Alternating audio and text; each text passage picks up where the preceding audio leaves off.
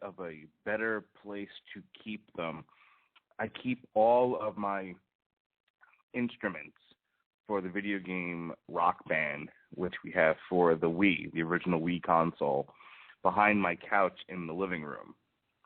I have a couple of guitars, one of which is actually the Kiss axe, and I have the keytar for the new Rock Band 4. It's not new anymore. And because they're kind of out in the open and my daughter likes to get into things, she dug out one of the guitars and the keytar, and she handed me the keytar, and she said, "Hey, Daddy, let's jam." That right there is enough for me to tell the story, but this gets even better. So she's like, "Let's play our song," and she starts singing Let It Go. So we're sitting there, and we're mock playing with the instruments, and we're singing Let It Go together. My daughter's 3, by the way. And I said, "Okay, Lily, let Daddy teach you a new song." At which point I begin to teach her Bad Reputation by Joan Jett, which goes something like this. I don't give a damn about my bad reputation. And I'm having my 3-year-old repeat this. And my wife says to me, she says, "You know, if she's going to be going to school very soon, and do you really want the first thing she might say to the teacher to be, 'I don't give a damn about my bad reputation'?" And I said, "Well, no, but it would still be funny." So I have this picture now in my head because I'm always thinking about, when my son grows up, he's going to be, this big, strong football player, fighter type. That's what I want my son to grow up to be. Brock Lesnar. I've talked about that many times, but I've never thought about Lily being like an athlete. While she's involved in sports, I've never really thought of her as becoming a professional athlete. I've been having visions lately of her becoming a rock star, and I don't know why. This is just the latest thing in the long line of Lily things that she does. This week it's playing with my Rock Band instruments. Next week she'll be hanging from the chandelier. One never knows. But yeah. Somewhere out there in my mind's eye, I've got mini Brock Lesnar and now mini Joan Jett living in my house, who doesn't give a damn about her bad reputation. Hello, folks. You are listening to the Radulich in Broadcasting presentation of our one and only music podcast, The Metal Hammer of Doom. I am your host, the man-did reporter, and frankly, I'm mortified, Mr. Mark Radulich. And, of course, joining me as he does each and every week from a parking lot somewhere in North Carolina, huffing and puffing as he runs from work to try to get onto this podcast so he can tell you that I have terrible taste in music. Here he is, folks, one of the many paragons of podcasts on this very network, the Hentai Sentai Frentai host's own Robert Cooper. How do you do, sir? Dang it, Bobby. I'm doing good. I just spent the past 5 minutes at work because we got 5 minutes to clock in or clock out. I'll just do Hank Hill. So I've been doing Hank Hill for the past 5 minutes. So I'm great. So I don't know how much of the intro that you heard, but because I'm a terrible father, I taught my 3-year-old daughter to repeat the line, "I don't give a damn about my bad reputation." Oh, that's going to get her in trouble somewhere. Yeah, probably. But while I may be a bad father, I'm an even worse podcast host, and I'll tell you why. Because I abuse you, Robert Cooper. I absolutely abuse you. The things that I have in store for you as this year moves on, you have no idea. And tonight will be no different. I have a surprise for you. Oh God, I don't like surprises. Let's start with, I got some nasty things for you. Before I get into my surprise for you, though, I told you at the beginning of every show I wanted to do a little bit of news, and tonight's headline is that Slipknot has put out a new video for their first single off a forthcoming album, their fifth, as a matter of fact. This one's called The Negative One, and we're going to hear a little bit of it right now, right here, on the Metal Hammer of Doom. So strap in. Robert, find yourself a nice quiet place from doing whatever it is you're doing right now, and hear The Negative Ones from the forthcoming Slipknot album, which is yet to be named. Here it is.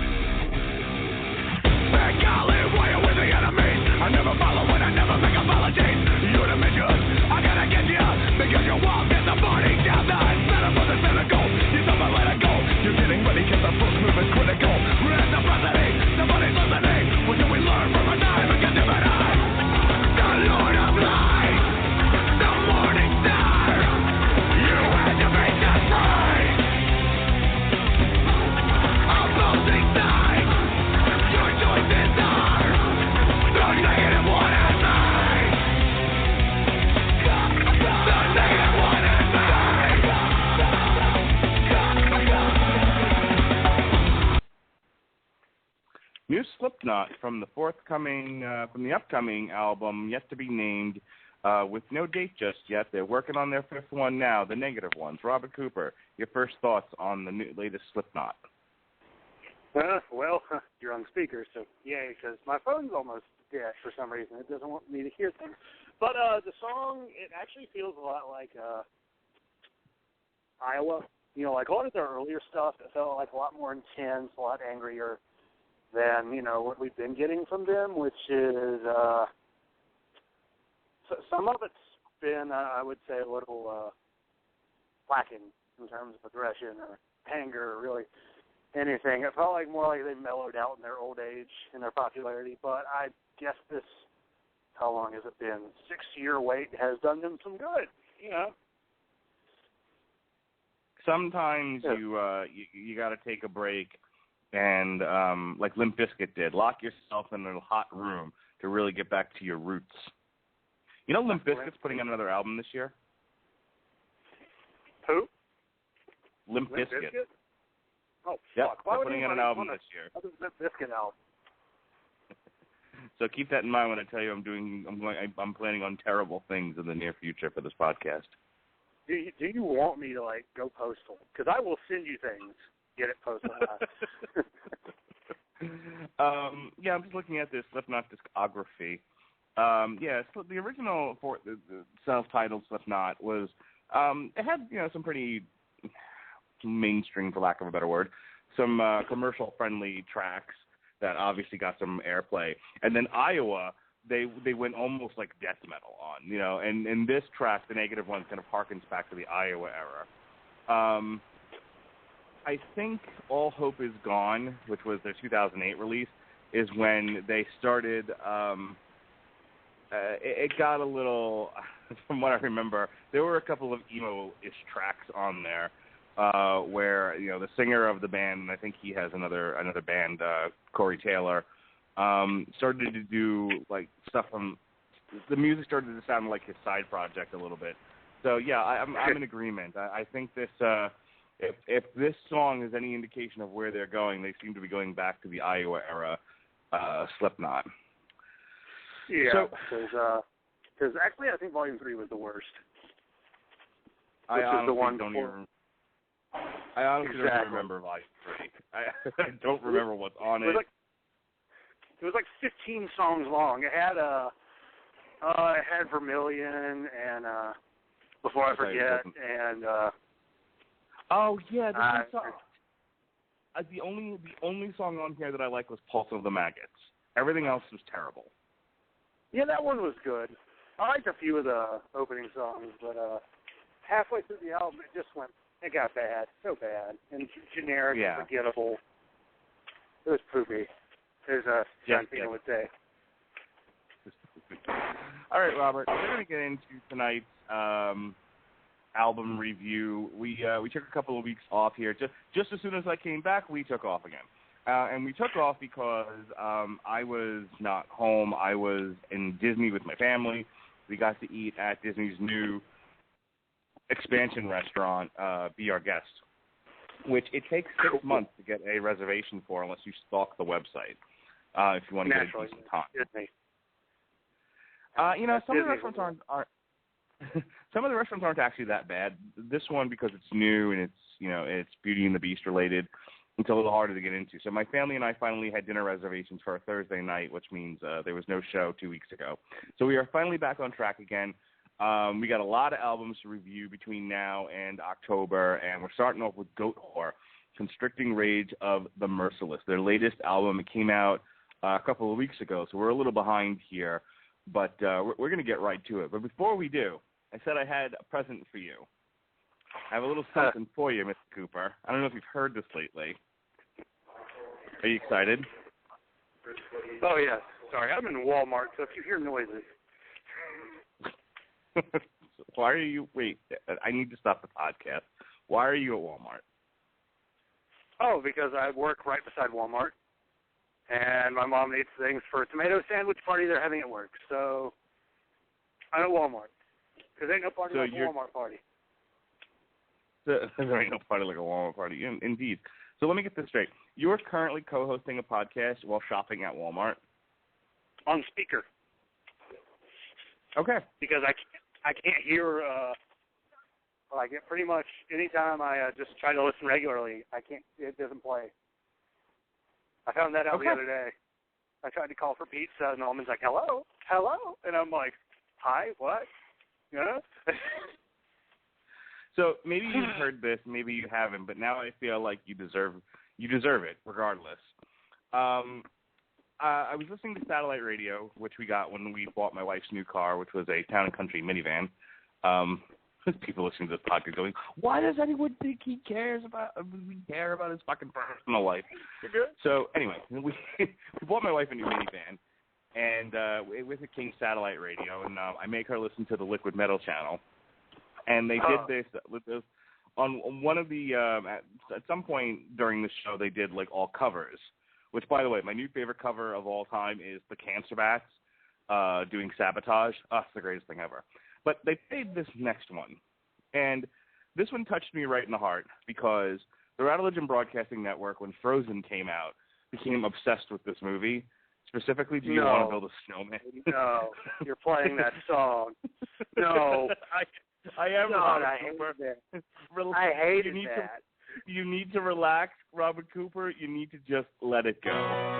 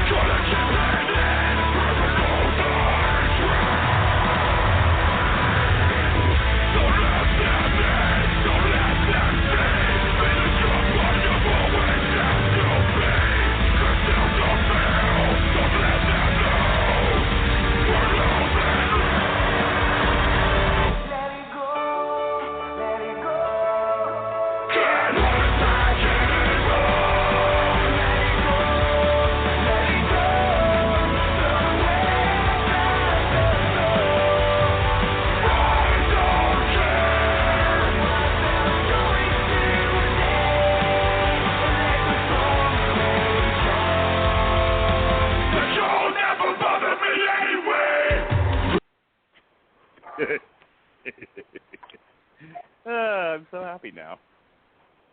Yeah, you think you're all funny, don't you? Oh, shit. Rob Cooper's coming out swinging. God, like, when you told me that it existed, I was like, okay, I'll give this a shot. And I gave it a shot. And I was like, nope. Big Duke Alligator said, nope. Like, what's the matter? Like, it has every single little deathcore cliche that I hate. All of them. Every single one. The screaming verses and the singing chorus with the overly, like, feminine voice that Mark probably couldn't figure out was a guy, just like last time. And it's got the break. Oh, shut up. God, I hate self-checkout some days. So that was Betraying the Martyrs. A really shitty breakdown at the end. I hated that breakdown so much. I cut it before the breakdown. So yes, for those of you who just absolutely fell in love with that song, that was Betraying the Martyrs, whose album is out now. I'm sparing Robert an episode of the Metal Hammer of doing a review in total, the new Betraying the Martyrs album, because I want to continue to have him as a co-host. So, well, no, I'll still be here. I'll just be very, very, very angry. like doing a podcast with Pat Mullen when he's being extra angry guy. It'd be like if you stuck Jeff and Sam in the same podcast again. Oh God, no thanks. Exactly. So that was Betraying the Martyrs. Let It Go from the movie Frozen. New album out now. You can catch it on Spotify if you have an account, or find it on YouTube. I wouldn't spend money on it. All right, enough of my jabbering. Let's get on with the Goatwhore. Now, part of the reason why first of all, I love Goatwhore. I've been listening to them since 1997 when they first came out. I saw them on tour with Cattle Decapitation. And that was a fun show. And first of all, I thought the name was hilarious. And I would tell people, now, because I'm a social worker and I've been working in that profession for over a decade now, I work with a lot of elder black women. So especially in the beginning, a lot of elder, devout Christian black women, a lot of churchgoers. And especially early. That's like the number one demographic right there. Yeah. So early on in my profession, when I worked in Brooklyn at a Catholic agency, I'd go see concerts a couple of nights a week with my buddy Chuck, who infamously said "yeah" to the fax machine while listening to Blind Guardian. And like, oh, what are you doing tonight? I'm like, I'm going to a concert. They're like, oh, what are you going to see? All happy and interested in what I'm doing. And I would say, I'm going to see Goatwhore. And they would go, they'd kind of look at me quizzically. And I think Goatwhore became one of my favorite bands just based on that. Just based on the reaction that I get from people whenever I say the name of the band. But as it turns out, this band's actually got some degree of talent. They are described as a sort of a fusion between traditional black metal and death metal, blackened death metal, much like Fish, if you will. They were formed in 1997 from one of my favorite cities in the country, New Orleans, Louisiana. They actually were featured in an episode of Treme, the second to last season, as I believe, or the last full season of the show. There's a reporter that comes on that becomes part of the cast, and he goes to see Goatwhore play at the House of Blues in New Orleans, and jumps in the mosh pit and everything. It was a pretty fun scene. They've been around since 1997. I've been following them, and they just put out a new album a couple of weeks ago entitled "Constricting Rage of the Merciless." So when I told you we were going to be doing Goatwhore, what were some of your thoughts, and what's your history with the band, if anything? I don't have like a huge history with them. Like their last album was one of my favorites of that year. I think it was 2012. It was a really good album. I really enjoyed it. So when I found out this album was out, I was like, oh boy, I always wanted to do Goatwhore because Goatwhore is awesome, as we have a already said. So, you know, I like them. I don't have really that much of a history with them because, you know, so much metal, so little time. But, you know, they're pretty good. I thought this album was good. I didn't think it was as good as the last one, but, you know, we'll get to that point when we get there, right? Indeed. For a death metal band, one of the things I like about Goatwhore is there's actual rhythm to the music. They've got a bit of a swing to it. As they said on the show, Treme, you know, or rather when they asked, does it swing? Yes, sometimes Goatwhore can swing.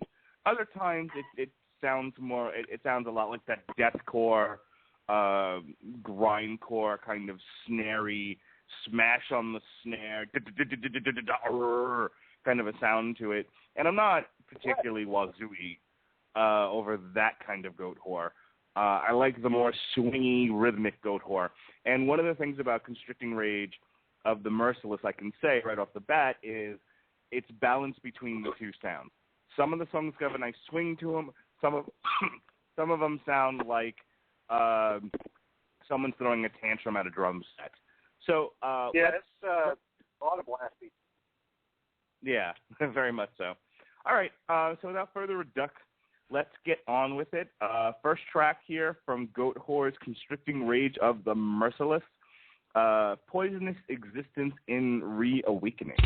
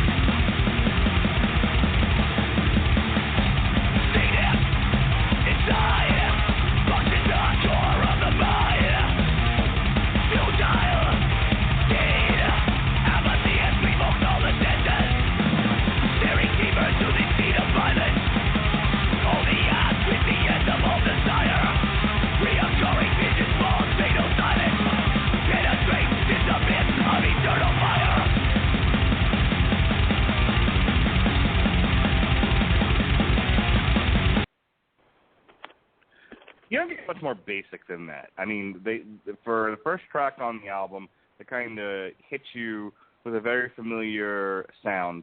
But I'll tell you, one of the things that I really like about this album is, and it's more so on this album than I think in previous ones, is how intelligible the vocals are. You know, it's a higher pitch, a slightly higher pitch, a little closer to kind of Overkill, who also have a new album out, by the way.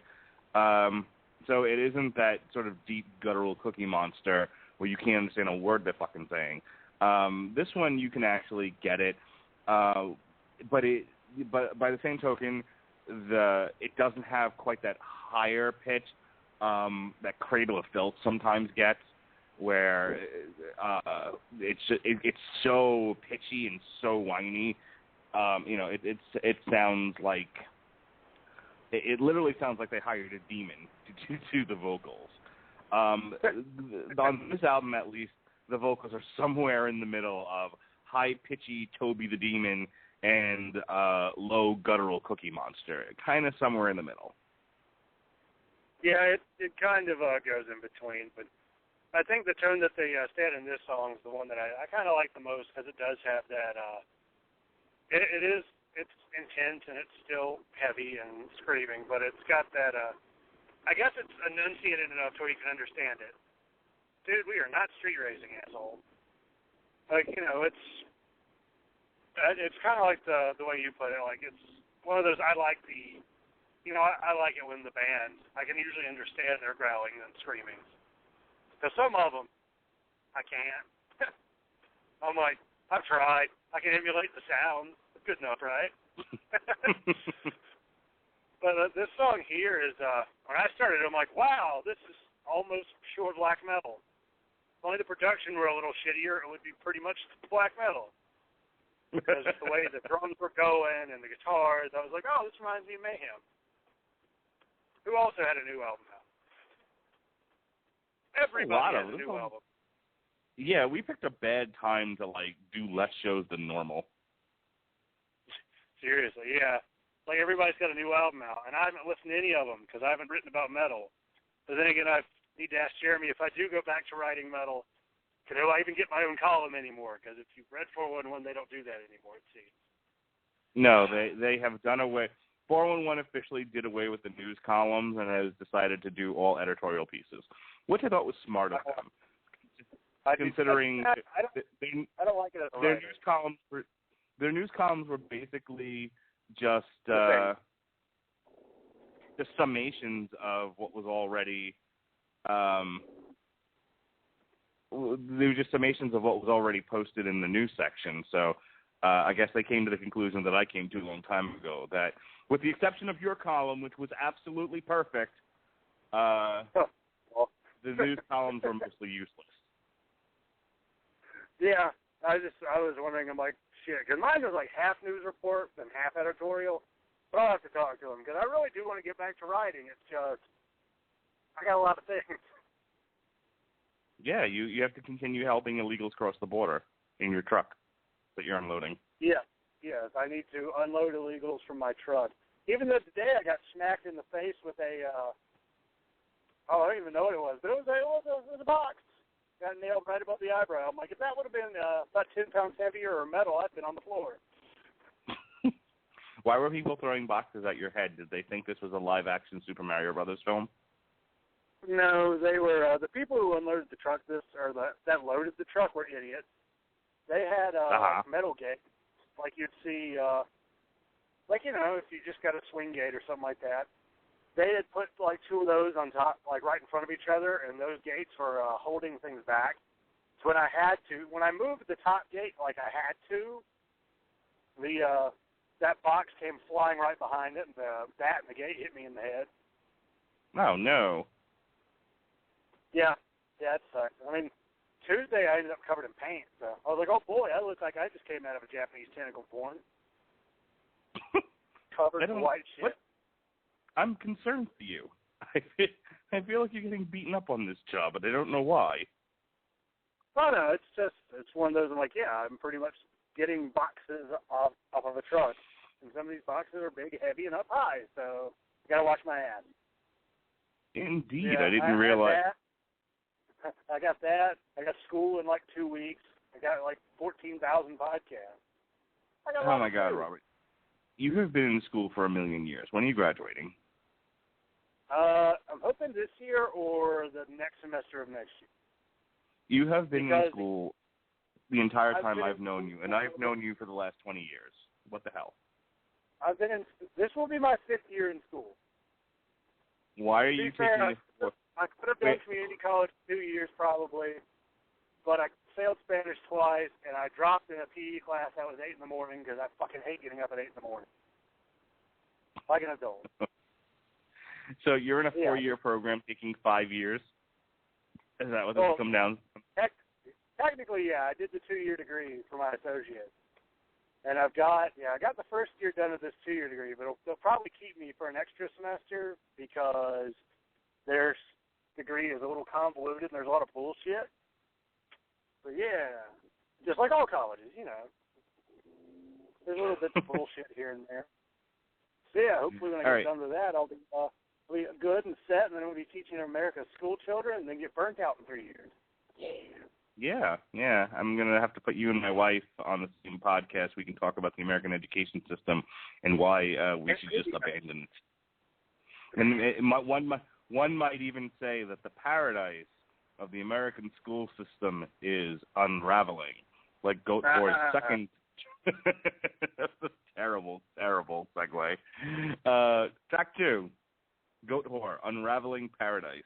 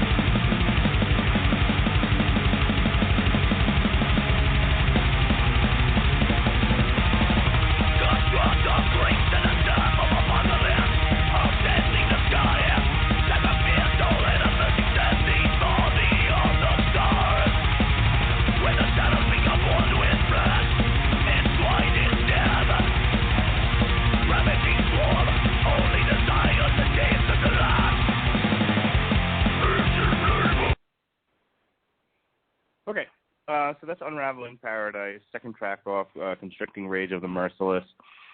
I think about that one, and I think, there were just some songs that scream, we wrote this one for the guys in the mosh pit, and that's kind of, where it begins and ends. And that, to me, that song screams, this is for the mosh pit, have a nice day.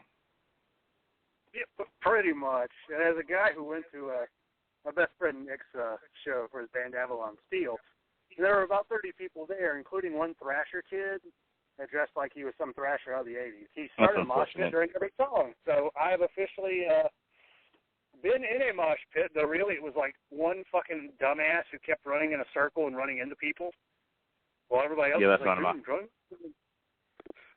trying to listen to the mosh pit. Sorry, that's not a mosh pit. I was about to give you my approval, but no, that's not a mosh pit. You need look. If you're gonna come to me, king of the mosh pit, and say, hey, I finally popped my cherry. I was in one. What do you think, Granddaddy Radulich, Old Man Radulich? You're gonna need to go do Slayer or something. Yeah, well, they're coming in November. They'll probably miss them. Because it sucks, because it seems every night I work is a cool concert. Though December 4th is the day after my birthday, and god damn it, I'm going to go see, like, pretty much Death, the cover band, and Obituary, and Massacre. Oh! All right. In October, Sabaton and Skeleton Witch are playing together. What city do you live? What's the closest city that you live near in North Carolina? I'm gonna help you right now. Winston. Winston? Like Winston-Salem? Yeah. Okay. Yeah. Winston, Salem, North Carolina. All right. You need to live near Charlotte or something. I mean, it's only an hour and a half. Like, it's not really bad, but the Amon and Marth show, it's on a Friday, so I should be able to go. I mean, hey, Amon and Marth, Sabaton, and Skeleton Witch. That's a show you should go to. Yeah, I'm going to see Volbeat and Five Finger Death Punch and Hell Yeah. Ugh. What? That's one good band, one okay band, and then douchebag 5,000 band. Volbeat were okay for about they're good for 4 songs an album, but once you've heard one song, you kind of get the gist of it. The vocalist does the same thing for every song. He does. His voice never changes. It's the same Danzig meets James Hetfield thing. I'm trying to figure out where Winston-Salem. All right, Winston-Salem. Here we go. Cannibal Corpse played here, and I forgot they were playing, and I was off that night. But they were playing with Suicide Silence, so I hate Suicide Silence. Yeah, that would have been a reason for me to go. All right, so Winston-Salem, North Carolina, United States. Here's what's coming up in your area, and I will tell you which shows you can get my approval for if you jump in the mosh pit. Let's see. Maylene and the Sons of Disaster. No, but I still think that would be a fun show to go see. Let's see here. God, the Hope Revolution Tour. Hawthorne Heights, the Red Jumpsuit Apparatus, New Empire, Famous Last Words, and the ongoing concept, and Everybody Run. Eh? I would love that in 7th grade. I would love that in 5th grade. Let's see. Dude, Theory of a Dead Man is playing with Fozzy. Ooh, see, I'd go for Fozzy. Fuck Theory of a Dead Man. Where are they playing? They are playing at Ziggy's. That seems to be really? That seems to be the joint here in Winston-Salem. Yeah, Ziggy's is the one place. My buddy Nick told me he calls them musical Uncle Toms because they do not support the local scene. You have to already be an established band to get in there, which is shitty for the local scene. Well, in October, you can go see Motley Crue, Alice Cooper, and the Raskins. That's not at Ziggy's. No, that is not at Ziggy's. That's in Greensboro, probably. Wow, nothing is coming to you. You need to live in a better city than this. Come to where like in Charlotte, they get really good shit in Charlotte because they've got a decent metal scene. But here, nah. Here we'll get last month we got Clutch. I worked that night. Killswitch Engage. I worked that night. Shadows Fall. Worked that night. Cannibal Corpse. Forgot that there. We had like one other show, but I guess it wasn't that great because I forgot. Yeah, I really wanted to see Clutch. So I was like, I need to see him. No, it was on Sunday. That would have gotten my approval. All right, so are you closer to Charlotte or Raleigh? Oh, by far Charlotte. Raleigh's probably 2 hours plus. Charlotte's about 1.5. All right, and we're going to play another song here, and then I'm going to help Robert find an appropriate show for him to mosh to. This is track 3. I'm going to go in my house and make it on my computer so I can actually do this podcast well instead of on speakerphone. This is track 3, Bearing Teeth for Revolt.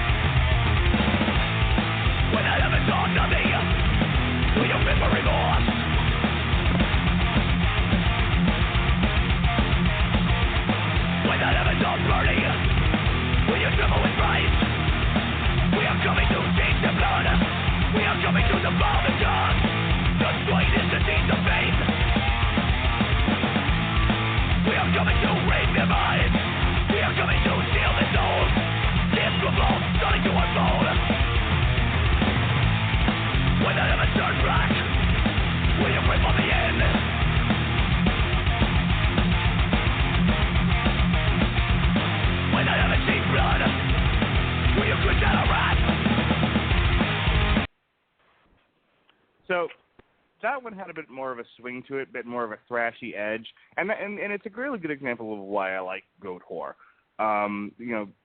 Too many times and I've made this complaint before, and I will continue to make it in the future. When you start getting into some of the heavier genres of metal, the bands sort of write themselves into a corner where they're too afraid to. They become too afraid to experiment with different sounds or change up their sounds a little bit just to break up the monotony of the album. I'm thinking specifically bands like Deicide. So it feels like the same song for 45 minutes, about the average length of these albums. And, Deicide is actually really good. It might as well be. I mean, I'm talking Deicide from when I was listening to them, which was 1,000 years ago. But yeah, it was. But there are just a lot of bands where it just feels like the same thing, one track after another. And Goatwhore, especially this album, what I found is that they changed it up enough where I didn't feel like I was listening to the same song over and over and over again. I really like this one. This one was more my speed than the first two. What you think? I dig it. I actually found the first song to be pretty damn awesome, but I think that's just because I do like black metal. I do like black metal. It's pretty good stuff. Hold on. Let me get pull it. I found a show for you. Okay. I found a show for you. Saturday, September 20th, 2014, at the Chop Shop. Illuvidi, Metatol, and Toir. I didn't know Illuvidi was playing here. I might be able to do that. Like the only problem is that unfortunately get your Viking metal on. Oh, yeah, dude, leave the 80s on, bro. The thing that sucks in my house is that I don't own a car, and the warden, my mom, is like, I don't want you driving to Charlotte or Greensboro or the Grand Theater that's 25 minutes away in downtown. Yeah, she thinks I'm the worst guy. Well, see, that's why, like, with Amon and Marth, I have a buddy of mine I'm going to go hopefully see him with, and then when I go see Death and Obituary and stuff, I'm probably going to hitch a ride. Because that's usually my problem. Okay, here's another one for you. This one is in October. And this is definitely, from when I was around your age, it kind of shows that I would have gone to see, and I will accept this. Warthog. Huh? When I was a young warthog. Yeah, exactly. October 11th, 2014, suffocation, internal bleeding, jungle rot, cataclysm, and pyrexia. Ooh, that's a good fucking show. Yes. I think you should go see either that one or the one before it. And if you do, and you get in the mosh pit, I will give you my approval, which is, of course, the only reason to do these things. But what if I go see Amon and Marth? I mean, that's fine too. I'm not gonna say no. Well, I mean, it's Amon and Marth. Okay, yeah, I see the show now. I see the show now. Amon and Marth, Skeleton Witch, and Sabaton. Have you ever listened to Sabaton? Just the show that you did with Robert Winfrey. I think you'd like them. They're really like cheesy Man of War style power metal. Yeah, probably. So, yeah. Okay. So I'm looking at all of these what's playing in the Charlotte area, North Carolina. You're right. Slayer is coming in November. It's a Sunday night. Slayer, Suicidal Tendency, and Exodus. I really think that's the show you should also go see. I think you should start making plans now. Do a road trip with your friends to all go see Slayer and jump in the mosh pit at the Fillmore in Charlotte. Maybe. I think that's right after. I want to say that is right after Thanksgiving. I don't know. See, a lot of this also has to do with the work schedule because I get Friday and Saturday off. It seems no metal bands want to play Friday or Saturday. No. I also think you should move because if this is an indication of the kind of metal that comes to North Carolina, then I feel like you're living in the wrong state. Well, yeah. I mean, I've been getting shafted in terms of metal for a while now. God damn it, why don't you let me fucking call in with Skype, you piece of shit log dog? God damn. Okay, well, Robert figures out his technical difficulties. We'll move on to track 4 here. Reanimated Sacrifice. It's Jesus Christ. How many death metal bands? You know what? Let me just play the song.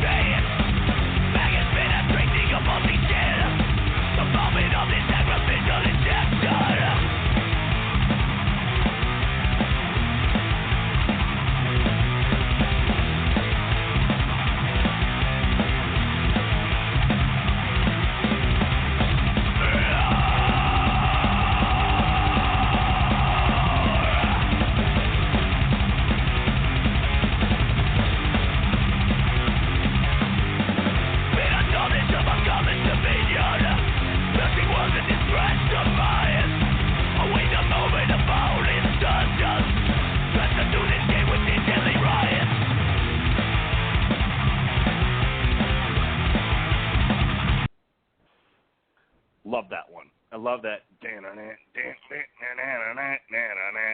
Love that. One of my favorites on the album. Well, there we go. Finally. Yeah, that song was pretty awesome, by the way. Just saying. It's pretty damn fucking awesome. Am I good? Yeah, I'm here. What is happening with you tonight? Thanks. Hello. But am I coming through? I hear you. What? Okay. I still hear you. Still with you.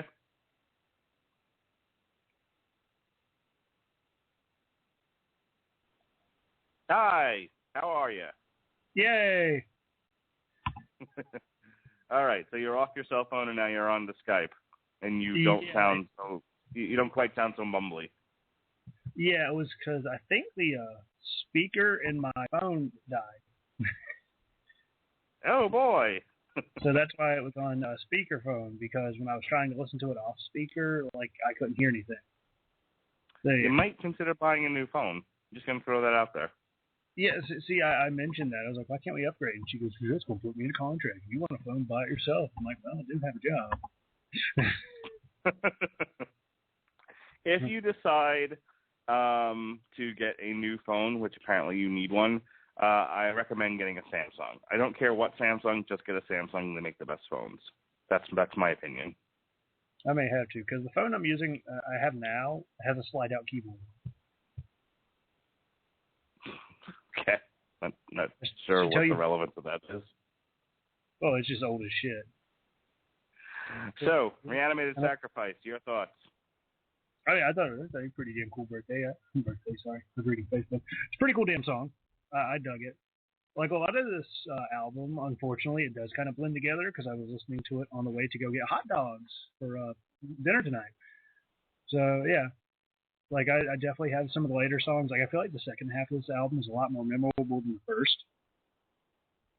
I would agree with that. When we start getting into what seems to be the song, if one could call it a single, for a band that doesn't, in an era where they don't really produce singles anymore, not in the traditional sense.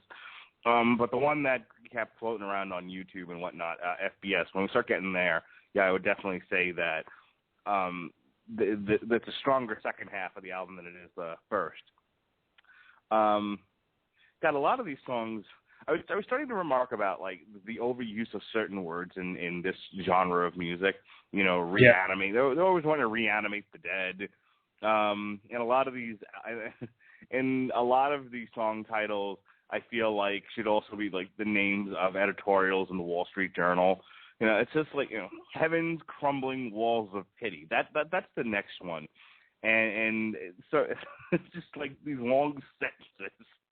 For titles, it cracked me up. Crumbling Walls of Titty, and I'm like, titty. All right. So here it is, Heaven's Crumbling Walls of Titties.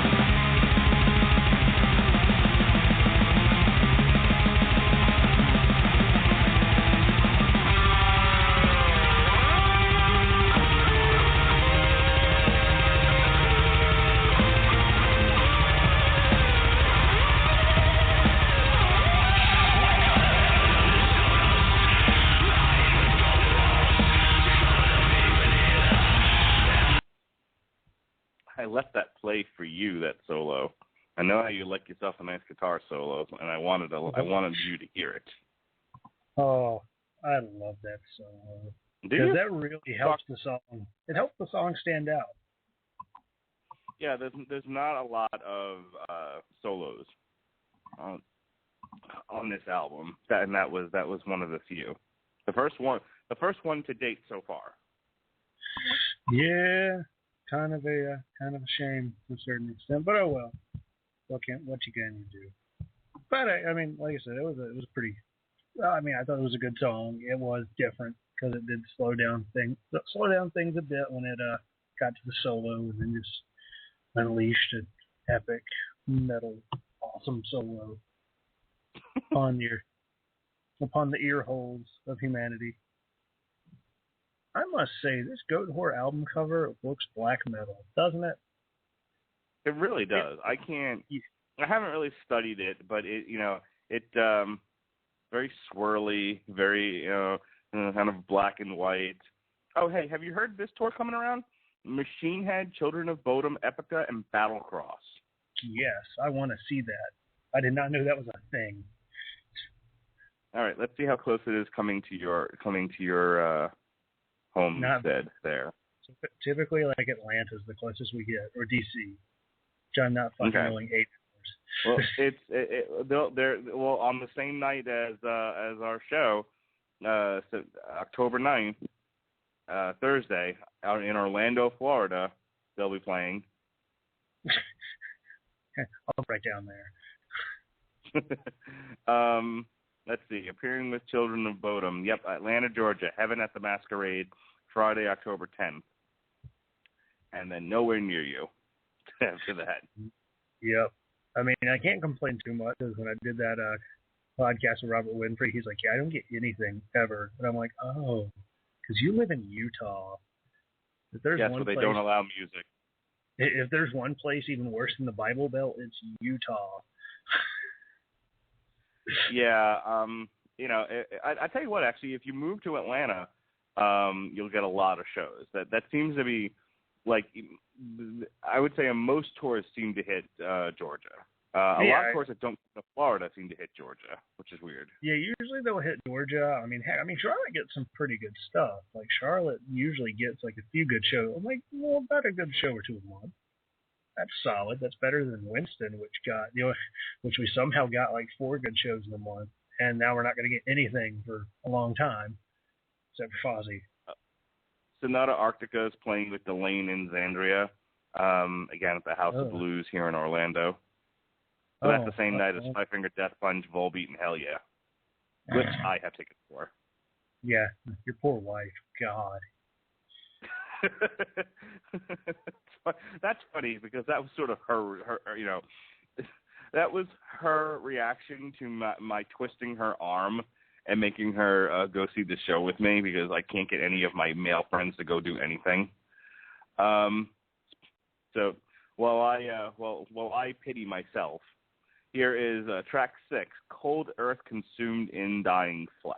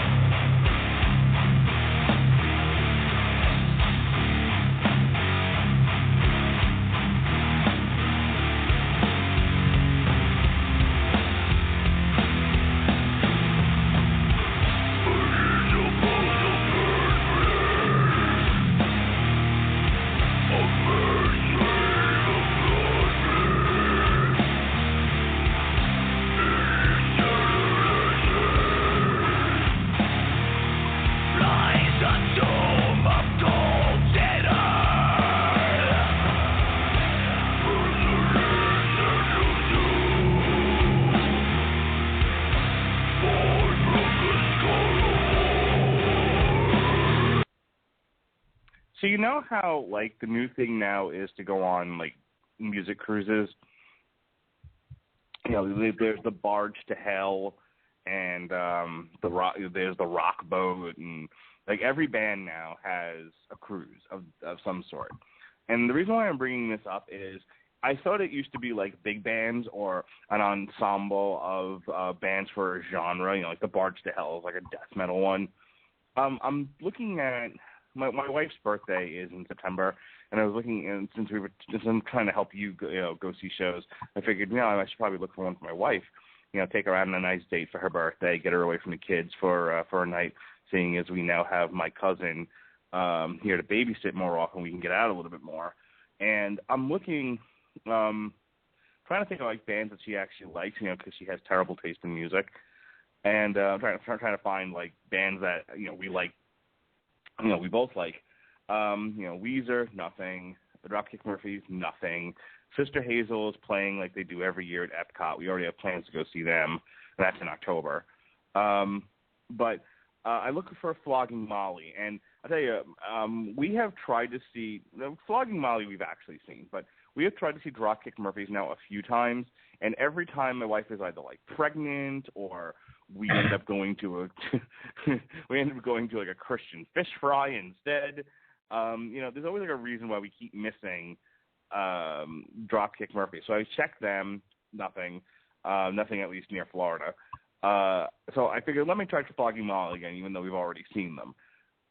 There's a Flogging Molly cruise from March 13th next year, 2015, March 13th through March 16th, Friday through Monday. There's a 4-day cruise.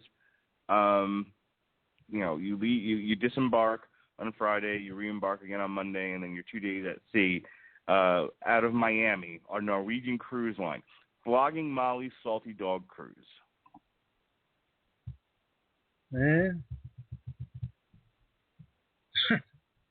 Yeah, I guess that sounds good. I mean, some bands have been getting their own cruise. Like, I think Kiss has their own cruise. I think Motorhead has one now. Okay, but that's Kiss. Do you see what I'm saying? Yeah. Like, Kiss is a big band. I can see why they would get the Flogging Molly. Dude, at this point, you could go start a band and get your own cruise. I should. You should. Yeah, we should. There we go. We'll book it. Like, the 70,000 tons of metal cruise is probably my favorite, even though I've never been on it. But they get really good shit. They get bands from like all genres. It's great. And they had Orphan Land, which should tell you something right there. That's quality. What is this now? 70,000 pounds. 70,000 tons of metal. Yes. Who's on it? Besides apparently Orphan Land. Well, Orphan Land was on there like a year or so ago. Let me look at lineup 2015. Yeah, because that. Well, you do that. Well, actually, you do that. The song that we just listened to, that was actually my favorite on the album.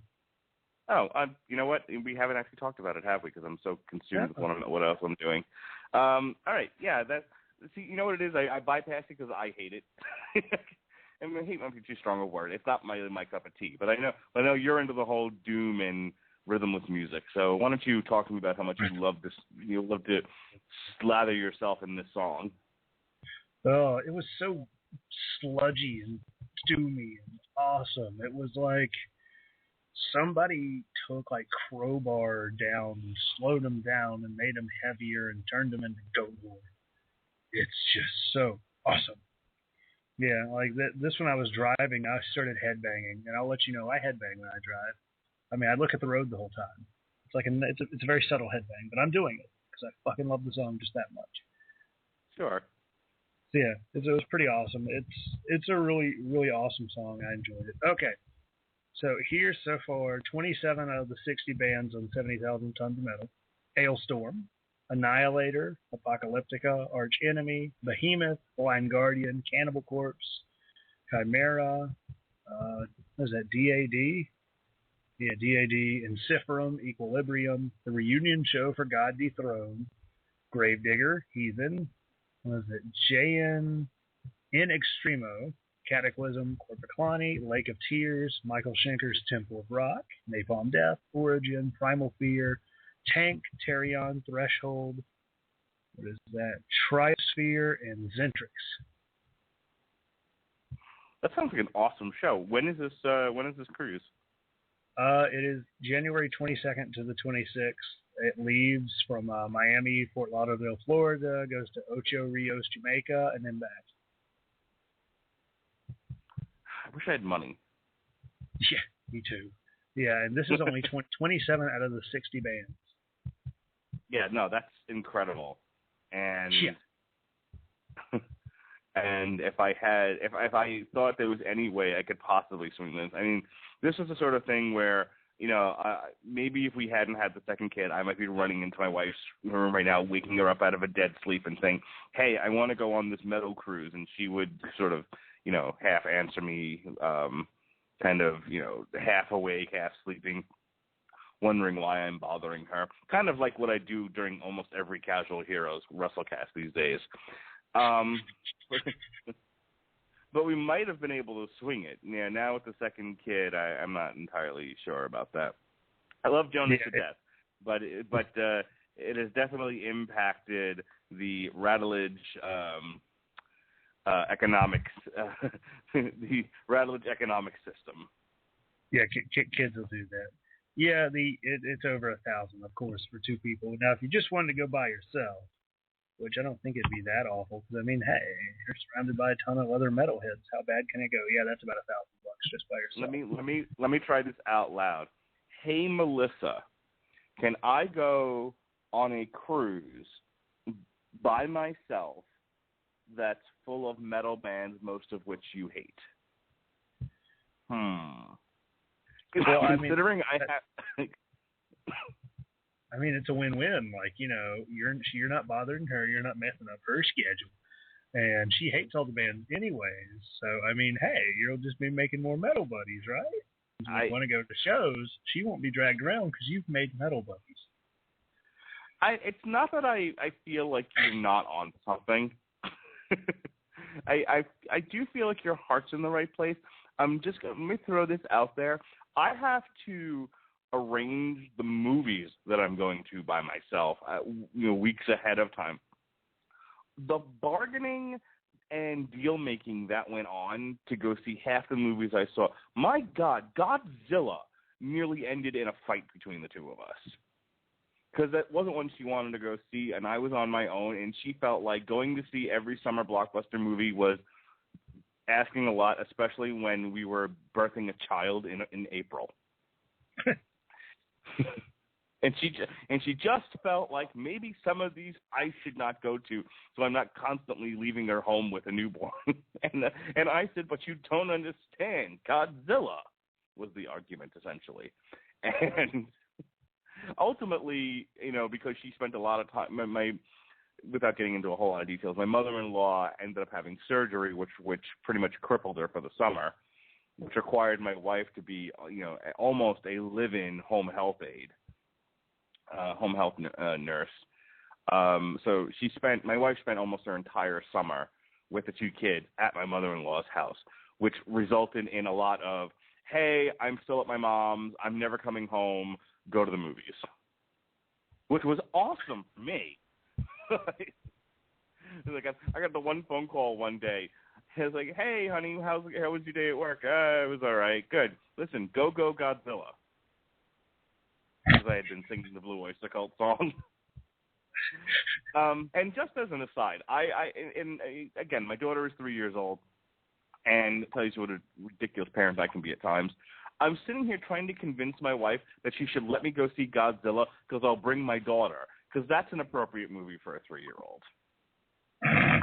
Yeah, just Guardians of the Galaxy. You do not know how many kids were Guardians of the Galaxy. There had to be 20 kids at Guardians of the Galaxy.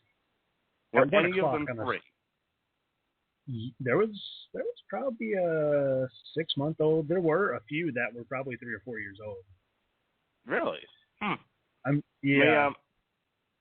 Let me go ahead and play the best song on the album here, and then we will. I'll tell you about how me and my wife got into a I'm going to call it a fight, but it was more of a disagreement over whether or not I should bring Lily to go see Dawn of Justice in 2016.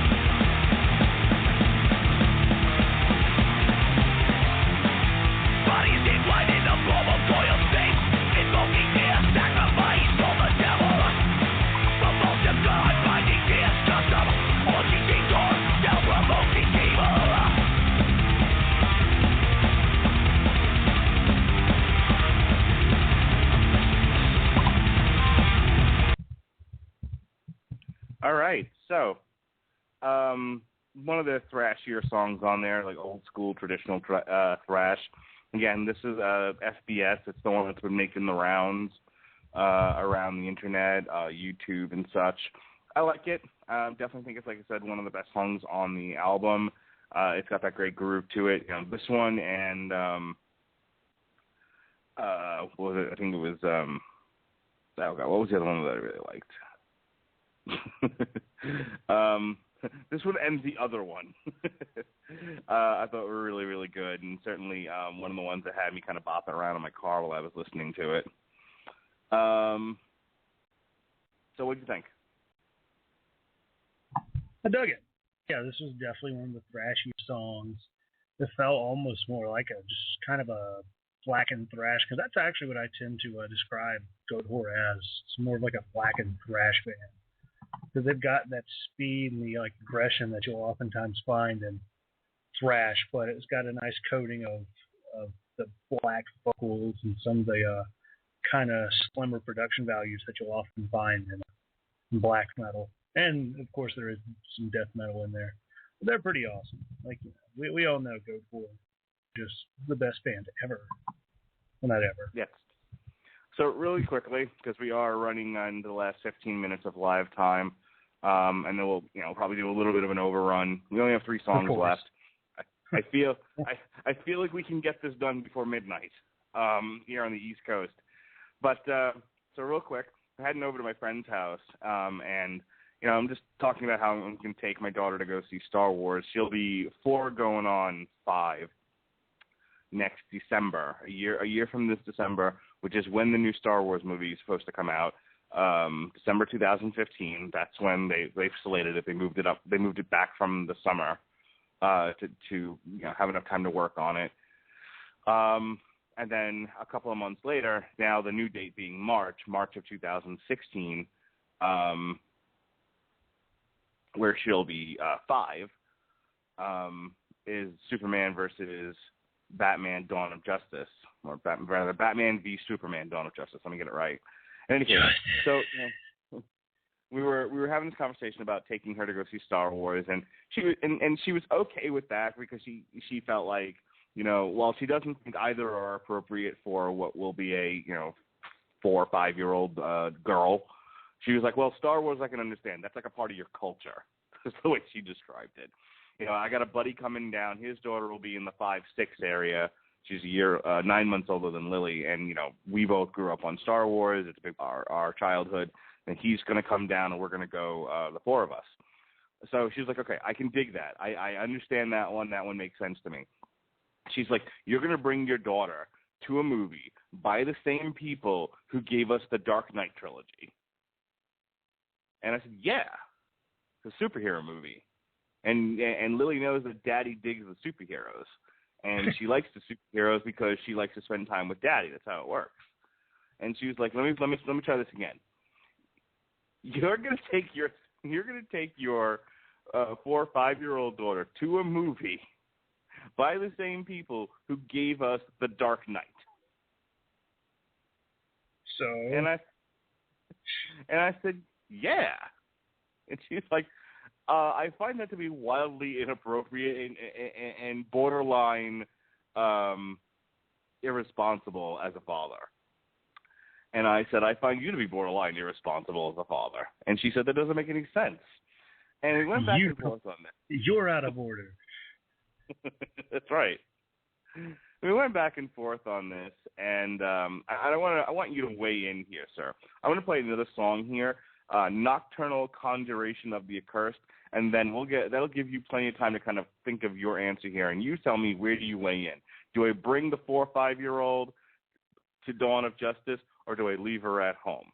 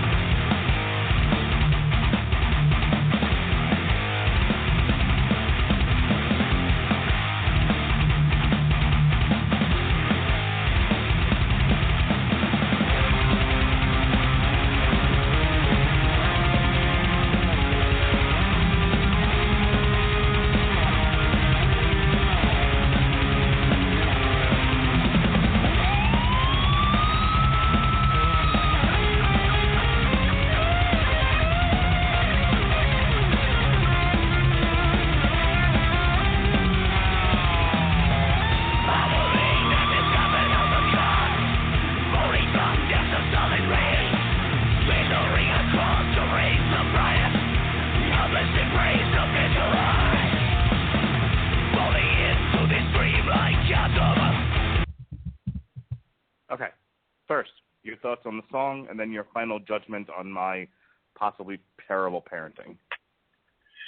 The song itself was awesome. Again, like I said, the album really ramps up towards the second half of that really sludgy song at number 6, and then we've gotten some real just great thrash numbers for the past 2 songs. They've been really great. That song was awesome. Really enjoyed it the first time. Loving it here the second time. And in terms of your parenting, I think it's best to not go the first week, kind of find out what the movie's about. Like, just kind of find out, okay, well, what is the worst stuff in it? And then once you know from talking to people or whatever, then you can then you can decide whether or not to take her or not. Or you could go see it once, and then if it's so damn good, go take her the second time. I mean, using the logic of these people gave us the Dark Knight trilogy. I mean, hey, just put out some dark and scary shit. So, yeah. Just I don't know if the Dark Knight would be particularly good for a 4-year-old.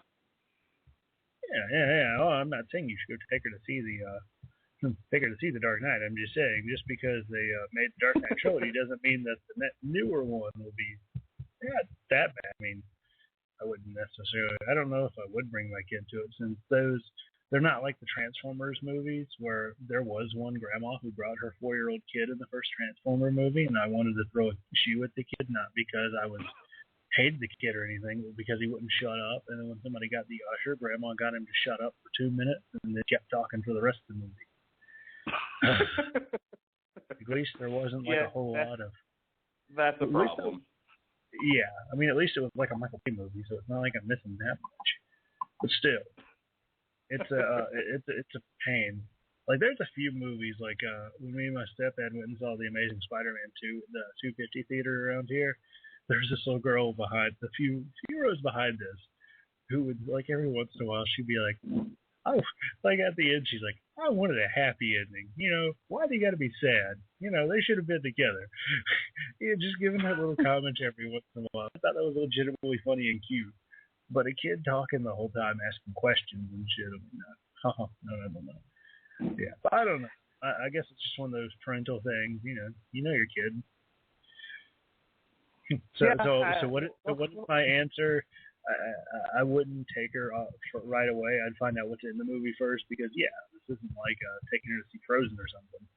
This could be potentially very dark or violent. I mean, at least you're not asking her to go. At least you're not asking your wife to let her go see Watchmen with you or something.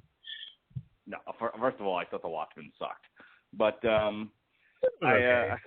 Looks better. I keep telling my wife that I'm going to take her to go see Dawn of Justice, and if she gives me shit about it, I'm just going to say, I'm just going to tell Lily, look, tell mommy when we went to go see Planes 4. God, is Planes 4 going to be about drones? Please, let it be about drones. Oh God, I hope so. I hope Planes 4. By the way, we're only on Planes 2, but I hope by 2016, I'm sure we'll be on Planes 4. And and I hope it's about drones, but it's a zombie movie, and the drones are zombies. I think that would be hilarious. Zombie drones. Because I heard Planes 2 was not as bad as it should be. Like, the first one looked just bad and bland and generic, and the second one was like, I wouldn't call it bad. I mean, I was entertained. I saw it on the cruise, actually. We went on a Disney cruise, and one of the nice things about the Disney cruise is they show you first run movies from their studio, which includes Marvel and will now include Lucasfilm. And that's actually, I think I might have even told the story.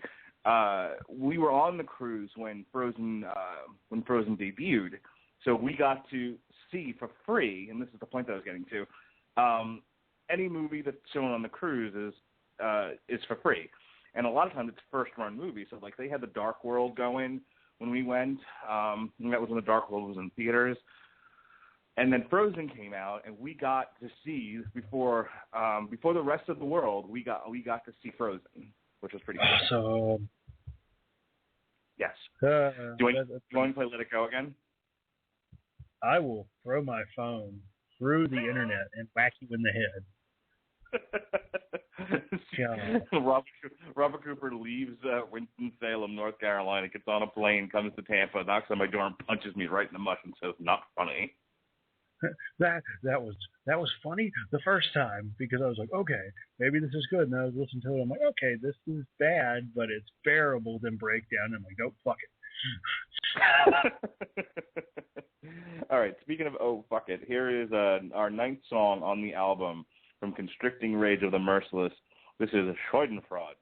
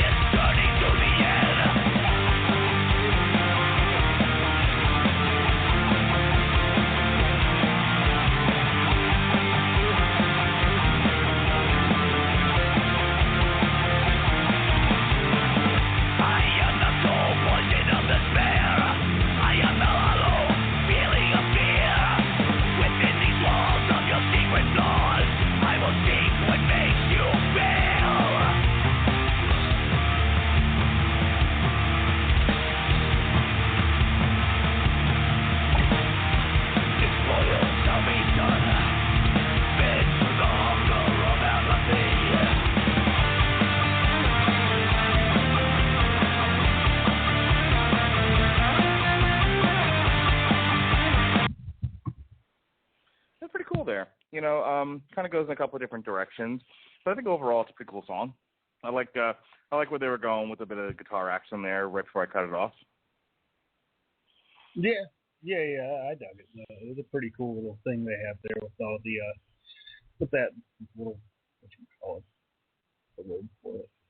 I don't want to say verse. Oh well, fuck it. Whatever that little guitar riff there was, it was pretty cool. I liked it. The song itself was pretty cool. Again, this is just the second half ramping up. The first half kind of felt like them just getting what they wanted, some of that more black metal influences out of it. You know, kind of putting it more towards the thrash here in the second half, which is where I like it. I like you the thrash. You like you the thrash, eh? I like you the thrash. I just found the most amazing thing ever on the internet. A coloring book for grown-ups. Coloring book for grown-ups. What for grown-ups? Coloring book. It's like coloring kindergarten. Book. It's like kindergarten but with more drinking. It has pages like draw the person you thought you grow up to be before you abandoned all your hopes and dreams. It has a mirror. So with that, I want to remind folks that The Big Bang Theory has been renewed for another 3 seasons, and the cast of The Big Bang Theory has gotten the raises that they wanted. $90 million an episode for the top 3 stars. So tune in this September for more episodes of The Big Bang Theory on CBS. How about I won't? All right. Our last song of the night here, Externalize This Hidden Savagery.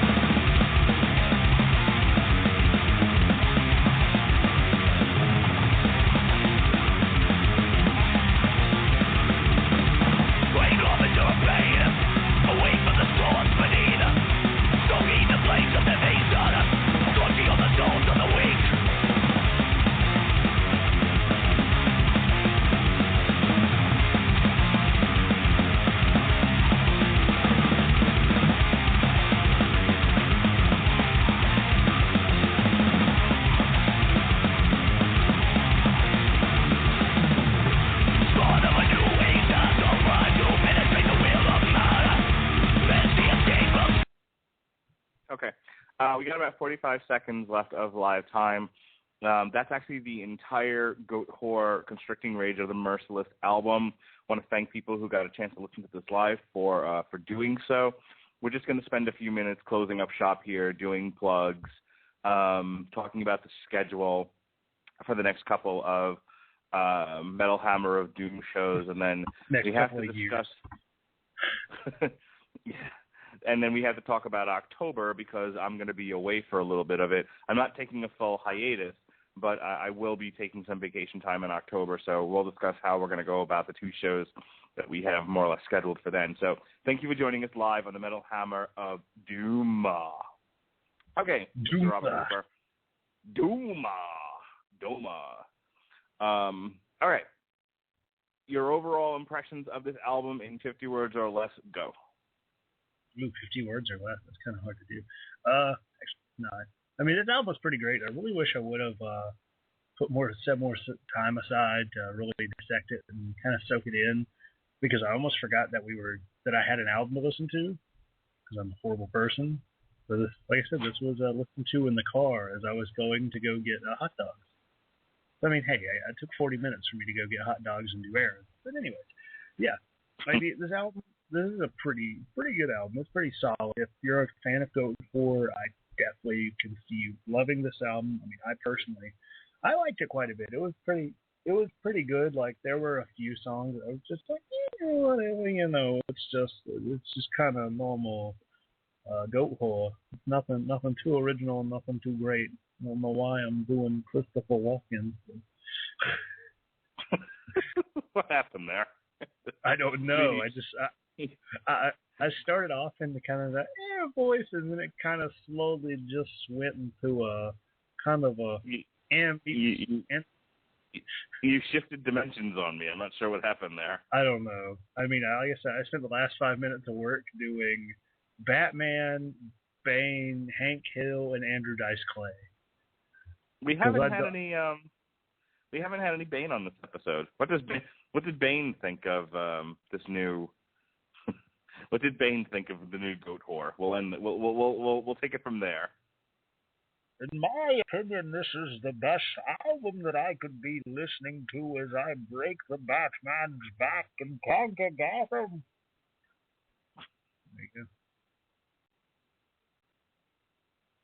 I'm Bane.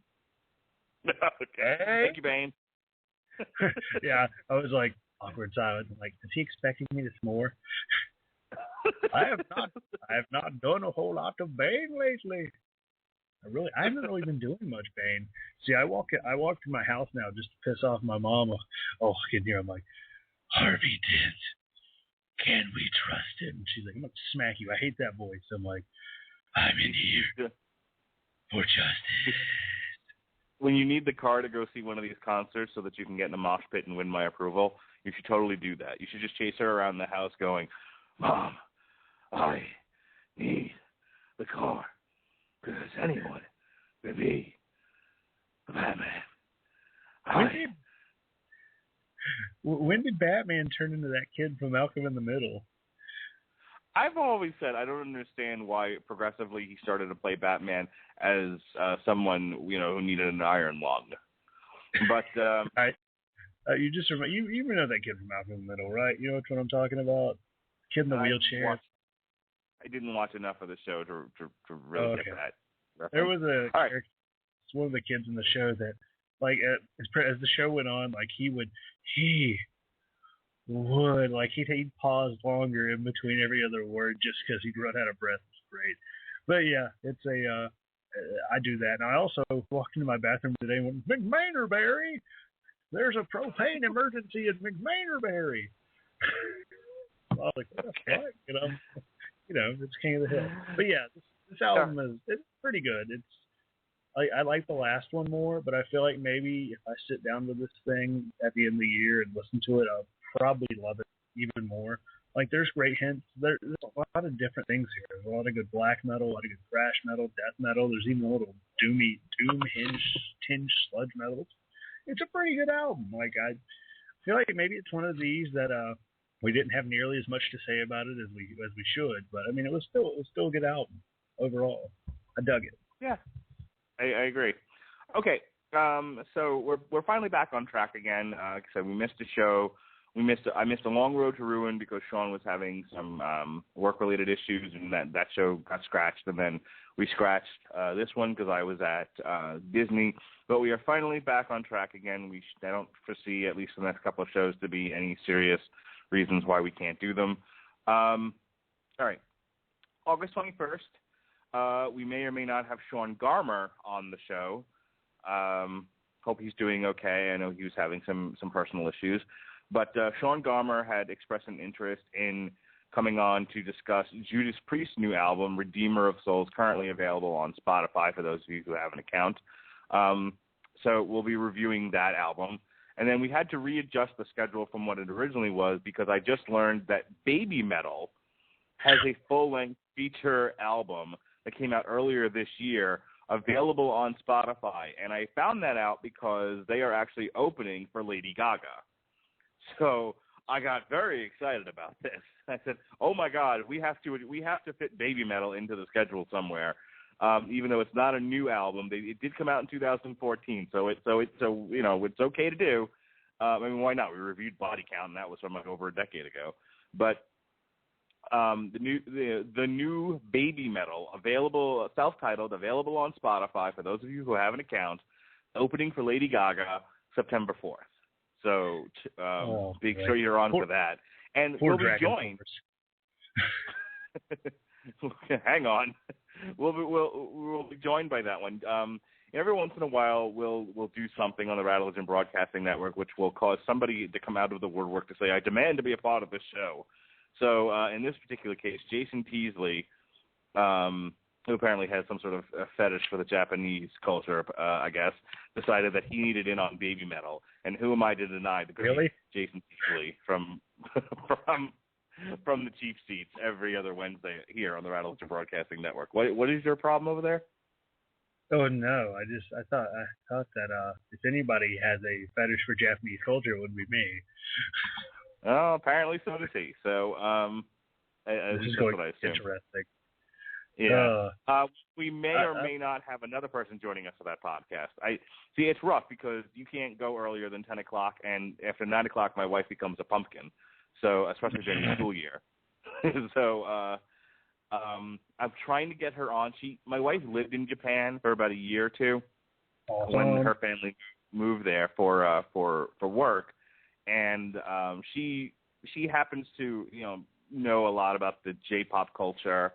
Enough that I would like her insight, but I don't know if we can get her on the show because she'll be in a coma. So we'll see. We may have Jason Teasley and my wife. We may just have Jason Teasley. September 18th. This album is out now. As a matter of fact, it just came out this past Tuesday. It's awesome. Unfortunately, we'll have to wait a month to get to it because we've got all these other shows to do first, and that is Ailstorm's newest album, Sunset on the Golden Age. Yes, the pirate metalers from Scotland are back with their latest full-length album, available on Spotify if you have an account. Ailstorm, Sunset on the Golden Age. We will review it here for your listening pleasure. Lastly, on our last scheduled show for now, you can catch some of this the forthcoming album from Dragon Force. They've released a single, such as it is, the cover of Ring of Fire by Johnny Cash, which is interesting to say the least. October 2nd, Maximum Overload, Dragon Force. We'll review it here for you on the Metal Hammer of Doom. Now, Robert Cooper, here's where things get kind of crazy. We have two albums set for review after Dragon Force. And one of them is Cannibal Corpse, A Skeletal Domain, new album from Cannibal Corpse. And the next one will be Primus and the Chocolate Factory with the Fungi Ensemble, which is basically Primus covering the entire Willy Wonka and the Chocolate Factory. Are you fucking kidding me? What? I am not. No, sir. Have you not heard about this? I think I tagged you and posted it on Facebook. You haven't heard about this? No, I've been under a metal rock. I haven't been to a metal news site in Oh my God! Wow! Breaking news here on the breaking news here on the Metal Hammer of Doom. Primus is back with the classic lineup, a new album, and a tour. Primus and the Chocolate Factory with the Fungi Ensemble will arrive on October 21st and serve as a tribute to the 1971 musical Willy Wonka and the Chocolate Factory. That's going to be interesting. Yeah. And if you would like to see Primus, they are not coming to North Carolina. They will, however, they will be playing Georgia November 8th, Orlando November 9th, and then Miami Beach November 11th and November 12th in Clearwater, Florida. I might be able to make one of those shows. I might have to drag my wife to one of these Primus shows. Hey, honey, want to go see Primus? What's Primus? Oh, you're going to find out. She actually knows a little bit of Primus. I'm not sure if she's a fan, but she knows a little bit of them. The album will come on chocolate-covered vinyl and offer 5 golden ones spliced in at random in tribute to all the things Willy Wonka. So there you go. They've actually put out a single from this album right now that you can hear on YouTube or various metal websites, and giving you a little taste of what's to come on Primus and the Chocolate Factory with the Fungi Ensemble. So we're going to review that in all its glory. Now, here's the problem. So the next show after October 9th that we would be doing would be the 23rd. And let me think. Yeah, actually, I think I'm okay for the 23rd. Hang on. Did I do this wrong? I don't know, did you? I just did a schedule with Sean, and I know that there were going to be some shows that I was available for and some shows that I wasn't. October 2nd. I have my dates wrong. It's here. Okay, no, October 2nd. Okay, no, the show is the 16th. That's the problem. Okay, yeah, here's the problem with the next two shows. October 16th, I may or may not be going to Tennessee that night. I might be going Friday night, in which case we will be able to do it. So tentatively, there's a show. We will have a show scheduled for the 16th if I'm not driving to Tennessee that particular night. However, Thursday, October 30th, I will not be available. So the next show that we would be able to do would be November 13th. So I'm thinking possibly November 13th for Willy Wonka. That'll work. It'll be just in time for our 2-year anniversary. Oh, I think what better way to celebrate it than with a cover of a 1971 soundtrack? Exactly. I'm gonna make an old man joke, but there's plenty of those. After we do now, I'm gonna make an announcement right now that after we do Primus, we may have time for one more review, but our end of the year 2-part spectacular. And this is going to be kind of an invite to those who want to participate, will be a retrospective of Weird Al Yankovic. That's how we're going out this year. Oh, yeah. So I think probably the one before that would probably just be our top albums of 2014. Then why the fuck not? I mean, maybe a show dedicated to shit we didn't get to. Yeah, like the past 2 years we've done a top 5 albums. Yeah, I'm thinking maybe we'll do one show of stuff we didn't get a chance to review this year. Either because I was on hiatus or whatever, and we'll play a track from whatever albums we would have liked to have reviewed, but there just wasn't time. Overkill would have been a good one. Betraying the Martyrs, like that. Let me look at my Spotify list here to see what Overkill would have been one. Me First and the Gimme Gimmes had an album this year that I would have liked to have done. I think Volbeat, their album was last year, so no. You got to get your Volbeat right. We can't do this every year. Every year I fuck that up. Ed Guy had a new album this year that we never got to, which I would have liked to. Hell Yeah, we were going to do, but it wasn't great. So yeah, there was plenty of stuff this year that we could play at least 1 or 2 tracks from that I would have liked to have. Apparently, is there a new 9 Inch Nails out? I don't know. I've never been a fan. Not a fan, huh? Oh, well, there's a ton of shit I need to go listen to. Damn. New Arch Enemy, Cloven Hoof, Equilibrium, Falconer, Uriah Heep. Yeah, so yeah, by the time we get to the end of the year, there'll be plenty of songs, there'll be plenty of albums that we never got a chance to review that we can pull a track from and do our best of the shit we never got to. And then, like I said, a 2-part retrospective of the career of Weird Al Yankovic, and we'll celebrate with his newest album, where he released a video for like every song, and it was awesome, and everyone loved it. Mandatory fun, exactly. All right, so that's the plan. Robert, what's your plugs? Well, first, go sign that petition to get Weird Al to play the Super Bowl. I'm telling you, now is the time. There's actually a chance. Why? Because he's actually successful and he's blowing the internet up right now. So there's a chance. Oh, that'd be so great. Yeah, go find that petition and sign it. Even though the guy wrote it drunk. Great. Anyways, the Radulich from Broadcasting Network, your home for all things podcasting that you'll ever want to hear. We're pretty great. I can dig us. There's, of course, this podcast. There's From the Cheap Seats, which I could not call into last night. I think they had a show. Yeah, I think they did. They did. I did not call into it. I think I was supposed to. Oh, well. I don't think they missed me that much. I know they had Dan, the guy from Fantasy Football Warehouse, and that dude just blows me away. That guy. He's awesome. He's a cool dude, too. Really nice guy. Knows his shit. But yeah, every other week until football season starts, which will be pretty soon. So hopefully I'll be calling in every week by then.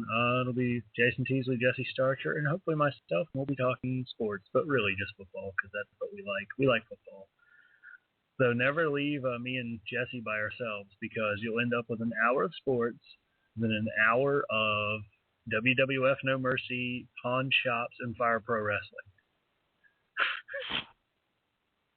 That's exactly what happened. Like, we went from like a conversation about pawn shops and how Jesse's never went to a pawn shop to how No Mercy's the greatest thing ever, and then we started talking about like everything else before finally going back to basketball for 5 minutes. It's a great time. Indeed. Yeah, it was great. So go have a look out for that. The Sentai Japanese Fun Time podcast, or as I like to call it, the Sentai Rider podcast. Hopefully we'll have an episode this week. We have been trying to record an episode with one of my favorite podcasters, Nick Cochran of Dan's Toku Race, which is an awesome podcast. Unfortunately, when we tried to record Tuesday night, his mic died. No, his computer died, and then the next day his mic was dying. So our probably 3.5-hour Kamen Rider Kiva podcast, we'll get that recorded sooner or later. Why do I tell you it's 3.5 hours now? Because it's going to be 3.5 hours. You have me, you have Jim, you have Hunter. All three of us are pretty much very, very similar in terms of personality, to where we oftentimes go off into tangents before bringing it like all the way back around. But it just makes everybody else worse, It'd be like if you left me and Mark to do a podcast about nothing, which is why I need to call into the Whiskey Rebellion someday. Have you heard any of the Whiskey Rebellion so far? I've not been able to listen to like any podcasts, because my podcast listening time used to be when I was doing chores around the house, but now I do the chores so fast I have no time to listen to anything. Okay. Yeah, I've heard they're pretty good shows, and I really would like to go into it someday. Yeah, I hope people are enjoying it. I mean, it's just me and Gavin and whoever decides to call in, kind of looking at what's out there, and sometimes it's funny, sometimes it's not, sometimes it's pretty serious, but it's just two guys sort of reacting to the world around them, and sometimes that's interesting, and sometimes maybe not so much, but it is what it is. I'm enjoying it so far, so is he. Yeah. As long as you remember when it's on, like Monday night, you're like, all right, get ready for Goatwhore, and I'm like, we're on Thursday, right? You're like, shit, I'm an idiot. I'm like, well. Yeah, I keep forgetting that we moved the show to Thursday. I haven't quite gotten used to that yet. All right. It happens. But the Sentai Rider podcast. We'll have something for you on Saturday. So probably Saturday about 7, 8 o'clock, 8 p.m. or at least sometime during the day, and maybe we'll have an episode on Monday. So if you like us, listen to us, find us on Facebook at facebook.com/Sentai Rider Podcast. That is SENTAIRIDER podcast. And then finally, in terms of podcasting, there's Cooperative Multiplayer Podcast on Spreaker.com, which you can find on I want to say it's the Cooperative Multiplayer page on Spreaker.com. It might be on the Wrestling to the Max page. I'm not quite sure. I haven't looked. But it's myself, Sean Garmer, and Daniel Anderson. We are live Tuesdays at noon. At least we will be for the next 2 weeks until I have to go back to school, and then we got to figure something out. Or hopefully Sean will have moved by then so he can podcast at night again. Because he's having the same problem that I used to have. The only reason I don't have that problem now is because it's summer and there's fans blowing. Like he can't talk at night because they could hear him. Yeah. So, yeah, hopefully we'll get all that figured out. And finally, the Hammer of Doom News report on FloatOnMania.com might be back one day. I don't know. Knowing how they do it now, it probably won't be back. I'll probably just have to like write an editorial each week or something. I don't fucking know. But anyway, yeah. There we go. That is all, folks, from my plugs. All 7 hours. All right. Check out the Radulich Broadcasting Network. Robert hit on most of the schedule. There's a new casual. There's a new Casual Heroes. It's either up or will be up in the next day or so.